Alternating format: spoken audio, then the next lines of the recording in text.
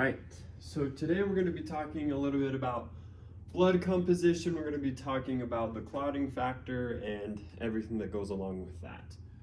So first off, we need to understand what blood is made of. So first, we have blood, but I'm going to start with how it's formed. So basically, we're going to have blood running through our kidney, and in the kidney we have cells that sense our oxygen levels. So if we have low oxygen, this cell is going to release a chemical called EPO, or erythropoietin, and it's going to go to the bone marrow, and the bone marrow will start producing these cells. And there's two types. There's hematopoiesis, which is just making blood cells, and then there's erythropoiesis, however you want to say it, and that's making red blood cells. And so blood is made of a few parts. First, we have the plasma. Plasma makes up about 55% of the total volume of blood. And there's a few things in blood. First, 92% of it is water. So 92% of the plasma, the green here, is water. But then that other 8% are other things. They're proteins and there's other things. So the most abundant protein in that 8% is albumin. Albumin roughly is about 60 to 80% of the proteins in plasma. We also have globulin, which is the next one. We also have fibrinogen. We also have plasminogen. And all of this other stuff is around 1 or 2% of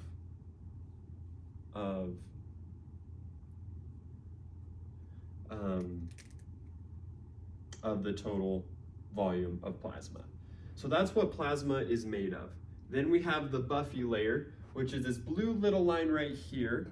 It's made up of white blood cells. So we don't have a ton.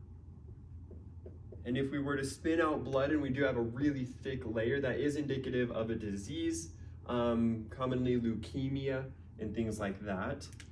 So we have we have white blood cells in this blue layer. We also have platelets.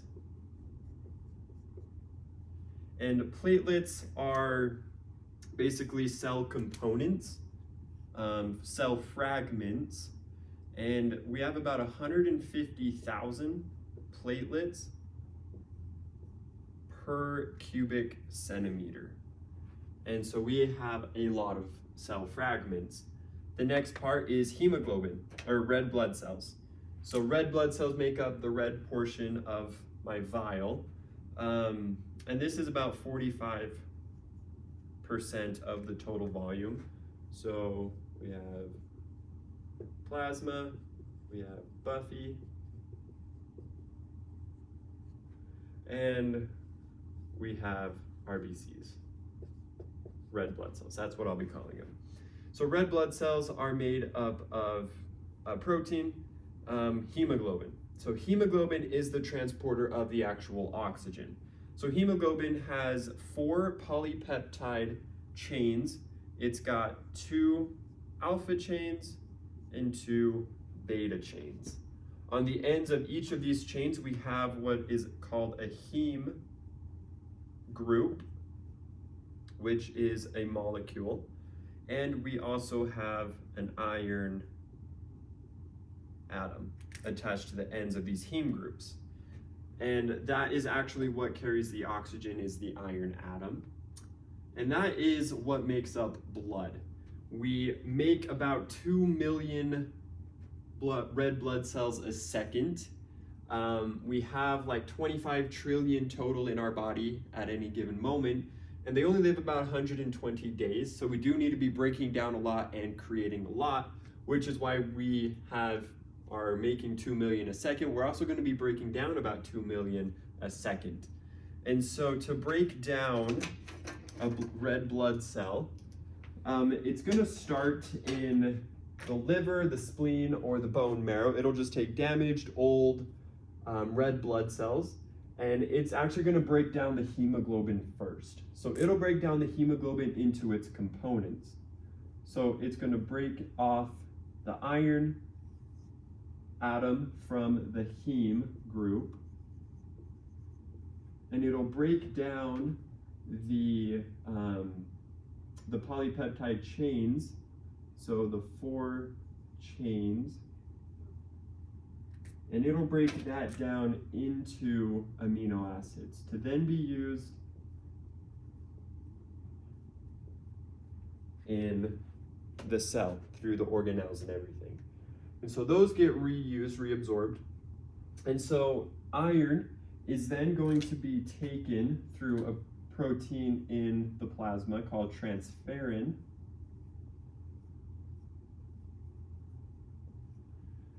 And it'll take it to the liver to again be reabsorbed, reused. And so now we're going to break down the heme group. So the heme group is going to break down into a biliverdin. Biliverdin has a blue color to it because in the molecule, I can't draw it because it's really complex, but let's just do this. In the molecule, it has a double bond. And that double bond is what is causing that blue color. And so heme is broken down through heme oxygenase, an enzyme.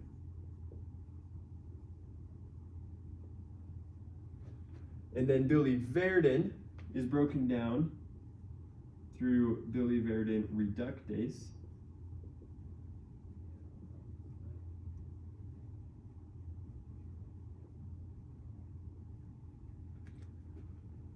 And basically, biliverdin reductase is going to break this double bond right here.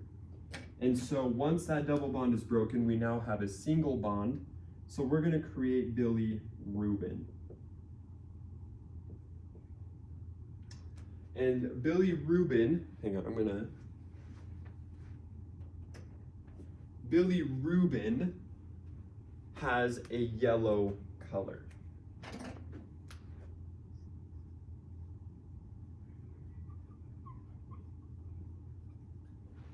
And that's because we no longer have this blue color double bond, so we have a single bond, and it gives us that yellow color. Bilirubin now, since it has a single bond where this double bond, it can now swivel. And so once it swivels, it's actually going to rotate until we have some oxygen groups that are going to bind to the other side of the molecule and make it not non-polar anymore. And that is not good because we're now going to be able to permeate through membranes and things like that. And so basically, we have, to make it polar again, we have to break those bonds. And interesting, we have blue light actually breaks the bonds formed to make it polar again. And once it's polar, it can be dissolved and excreted through urine.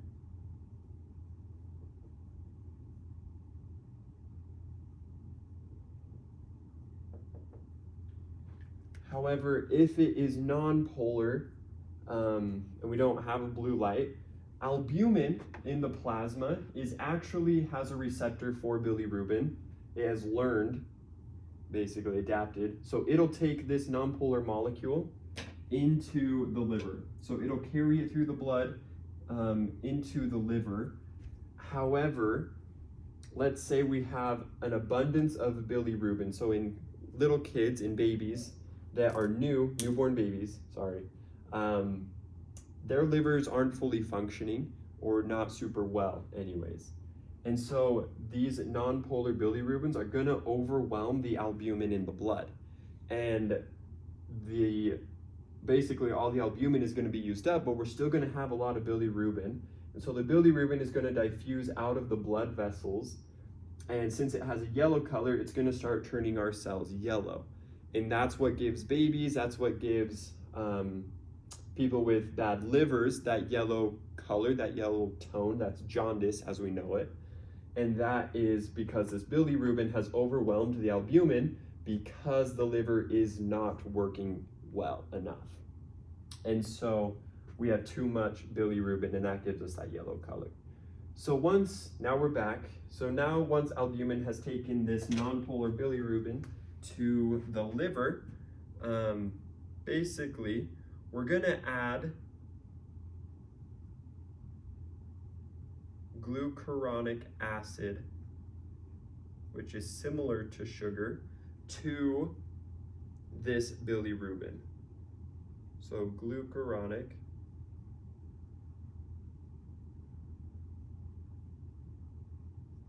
gets put onto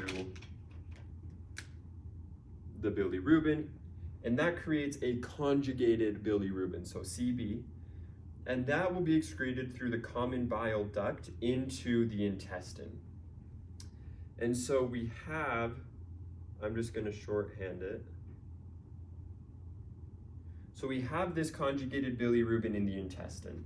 Bacteria in the intestine, like the sugar or like the glucuronic acid, it's similar to sugar, and they're going to break it off, and we're going to get urobilinogen. I'm going to come down here. So urobilinogen. And urobilinogen is non-polar, sorry. And so this is very polar, it'll break off, and then we get this. And so it is polar, so it can't dissolve. It won't dissolve, sorry, I'm confusing myself. It's non-polar, so it's not gonna dissolve. And so it can go a few ways. So it can go back into the blood vessels, and some of it can actually go back into the liver to be reprocessed again. Others, more of it can go into the kidney. Once it's in the kidney, we have something that'll break it down into urobilin. And urobilin can now be excreted through the urine, can be dissolved into the urine, and that's what gives our urine yellow, that yellow tinge. And then the third way that it can continue into the colon. So as we get down here, we get to the colon, and it'll get broken down into stercobilin. And stercobilin has a brown color. And that's kind of what makes our stool brown. And so that is how we are going to break down these old RBCs. We're going to reuse their amino acids, reuse the iron, but we're going to break heme groups down into bilirubin. Some could get used again, others will get excreted in the urine and the brown color. And yeah, so that's how we break down red blood cells. I'm going to turn the camera. All right, now we're going to go to our clotting factor, our coagulation. So we're going to start with, supposedly, we're going to say it's the same size, but we're going to have a blood vessel. And we're going to have endothelial cells and basement cells.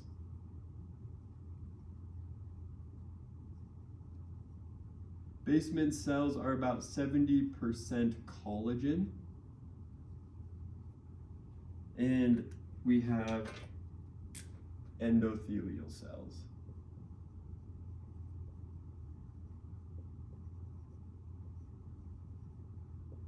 All right, so let's say we have a ruptured, we've damaged our endothelial cells, we've damaged this membrane.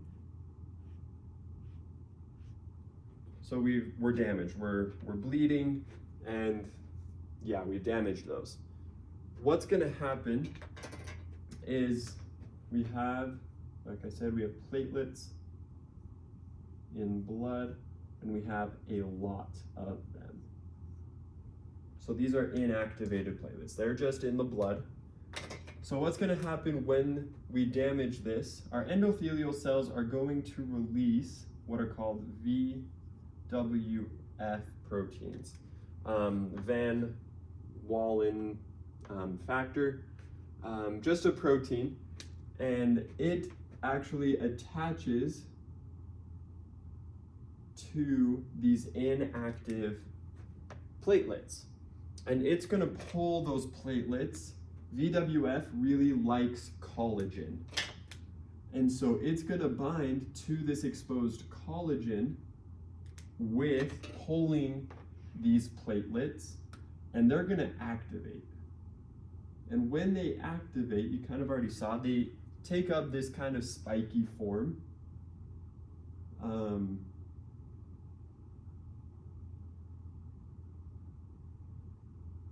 I'll enlarge it in just a second. And they activate these platelets. And once those are activated, they have two types of granules. These dots are granules. So they have alpha. These blue ones are alpha granules. And alpha granules make more VWF. So we have more VWF, more platelets getting activated. We have an increase in what's PDGF.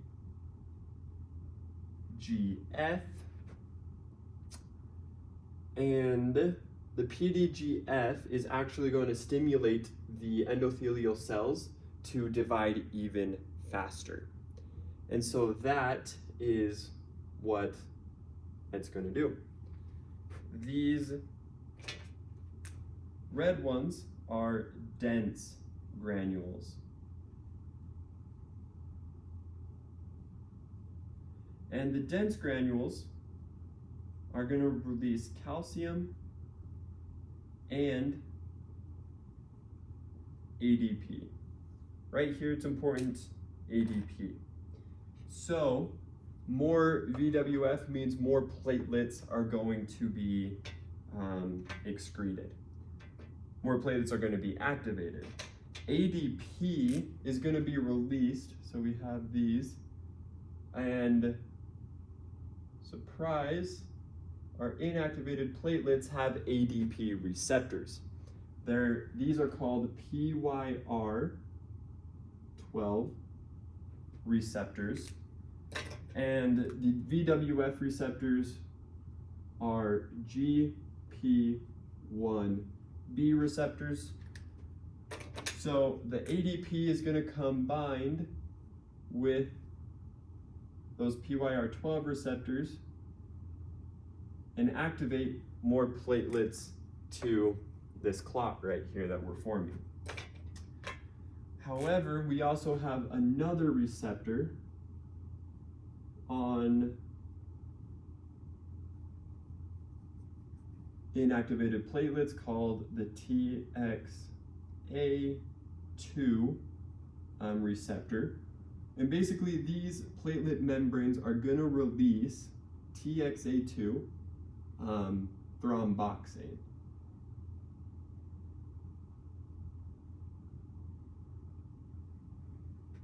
And that thromboxane is going to come and bind with that receptor, and we're going to activate even more platelets. So this is positive feedback. As more platelets get activated, we're going to release more TXA, more ADP, more VWF, and we're going to create even more activated. We're going to activate even more platelets, and they're all going to clump up together right here, forming this little clot.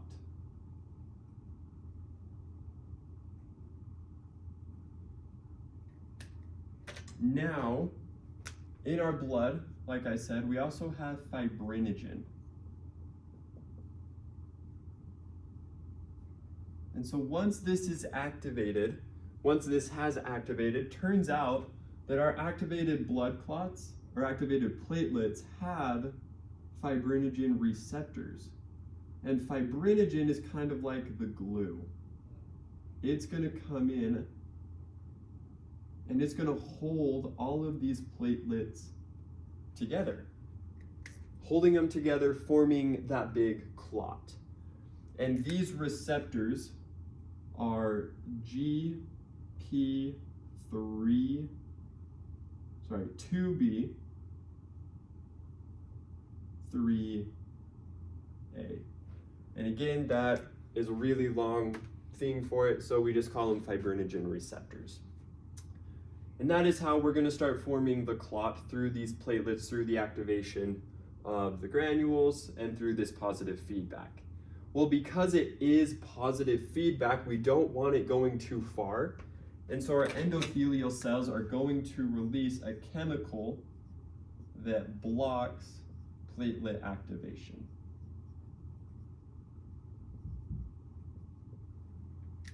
So that we're not getting platelet activation clear down here, forming an even bigger clot than we need.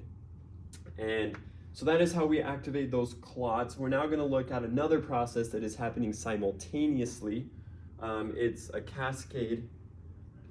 And so we're going to draw, we have our injury. We're going to put one right here as well. So I need a lot of room for this, and so that's why this is a little thicker, but it's pretty much the same. So in our blood, we have something called, produced by the liver, called factor 12. And factor 12, as it turns out, really likes negative charges. And as we've discovered, collagen has a lot of negative charges. And so this factor 12 is going to see this exposed collagen and want to go to it. And it'll become factor 12A. Basically, A means aggravated or activated. And once 12A activates, we have another factor, factor 11, that is a victim of 12A. 12A is going to take a piece off of 11A, and we're going to get factor 11A. Now we're going to have another factor. This is factor 9.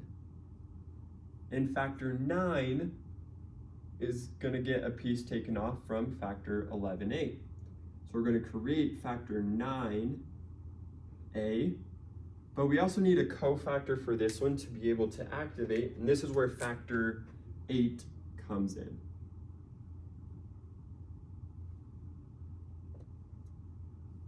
So factor 8, oh, wrong one, is for cofactor 8. And with the cofactor 8, the 9 likes 10. So we takes a bite of 10A. 10A also needs a cofactor, and this will be cofactor 5. And 10A is going to take a piece of factor 2. And we're going to get factor 2A, and we're going to take a piece from factor 1 and get factor 1A. And this is how we have a few names that we need to remember. So factor 12 is hegemon. Factor 2 is prothrombin. Factor 2A is just thrombin. And these A's are all enzymes. Factor 1 is fibrinogen. Crazy. And 1A is fibrin. So once fibrinogen is going to bind to those receptors, it's going to get transformed into fibrin and create that mesh net-like structure that we see forming between those platelets.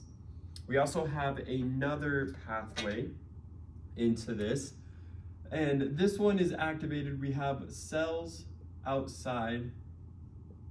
They can be mast cells, they can be adipose cells, they can be smooth muscle cells, doesn't matter. But we actually have factor 3 attached to these cells.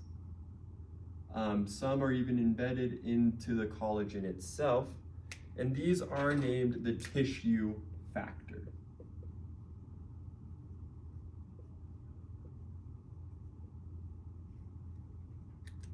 And the tissue factor attracts factor 7. And it'll create factor 7A, and 7A takes a piece from factor 10 to create factor 10A, which also needs its cofactor, factor 5, and it happens to be the same factor 10 as in this pathway. And so these are the 3 different pathways of creating fibrin for that mesh-like structure. And remember, this is happening simultaneously as that factor as well. And so basically we have this pathway is called the extrinsic pathway. This right here to about 10 is the intrinsic.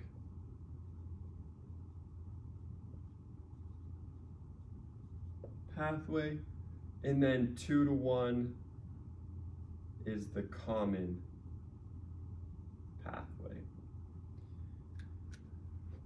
And so these are the 3 mechanisms that we are creating this fibrin to create that mesh-like structure on the activated platelets. One thing I forgot to mention is that once this tissue has been damaged, once we get that cut or whatever it is, we are going to constrict our blood vessels in that spot. However, this constriction can't last super long, but it lasts long enough that once it stops, we're already creating that blood clot.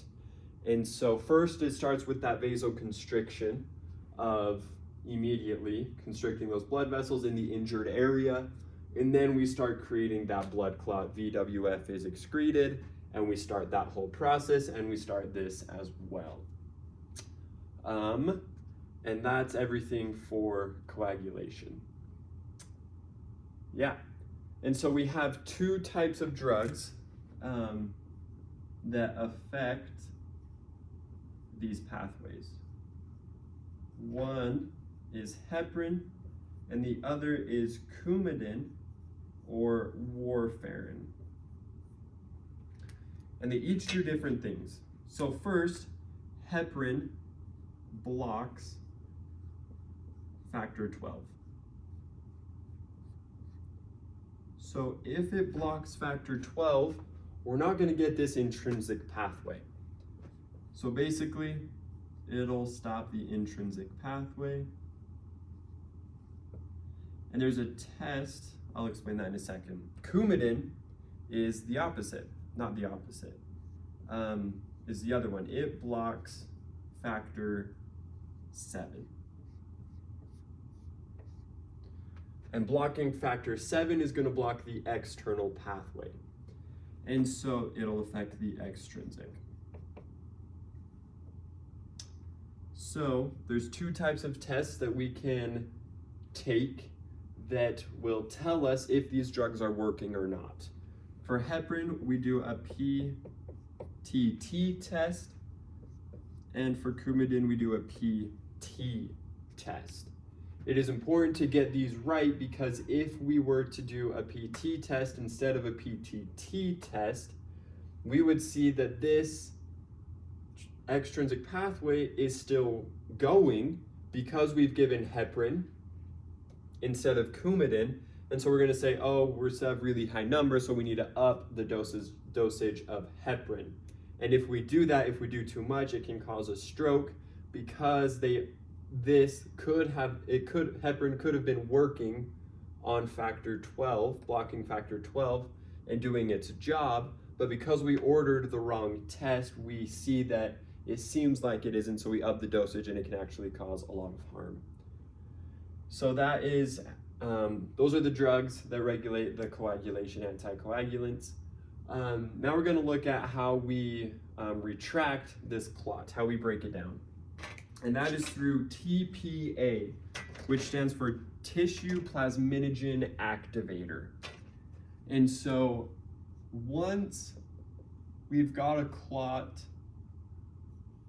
formed, the epithelial cells are going to release TPA. And TPA is going to act